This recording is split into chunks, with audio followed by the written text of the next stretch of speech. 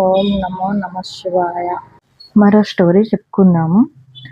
ఇది కొంచెం చిన్న స్టోరీ కాదు, కొంచెం పెద్ద స్టోరీ. సో ఒక మాలి తన తోటలో అరుదైన ఔషధ గింజ నాటాడు. ఇది పెద్ద అయ్యే వరకు తీరా కనీసం 5 నెలలు ఎలాంటి మార్పు కనిపించదని తెలిసినా ఫలితం విలువైనదని అతడు నమ్మాడు. 1వ నెలలో మాలి ప్రతిరోజు నీళ్ళు పోస్తాడు, కలుపు తీసేవాడు.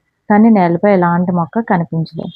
చుట్టుపక్కల వారు నవ్వుతూ, ఏం చేస్తున్నావు, కనిపించని మొక్క కోసమా శ్రమ అన్నారు. 2-3 నెలల్లో మాలి అదే విధంగా క్రమం తప్పకుండా చూసుకున్నాడు. అయినా పైన ఏమీ కనిపించలేదు. ఒకరోజు అతనికి సందేహం వచ్చింది. నేనేమన్నా తప్పు చేస్తున్నానేమో. కానీ అతనికి లోపల అంతరంగం చెప్పింది. 5వ నెలలో ఒక చిన్న ఆకుపచ్చ మొగ్గ బయటపడింది. అక్కడి నుంచి అదే వేగంగా పెరిగి మరికొద్ది వారాల్లో ఔషధ మొక్కగా మారింది. అదే మొక్క తర్వాత అనేక మందికి ఔషధంగా పనిచేసింది. మాలి నవ్వుకున్నాడు.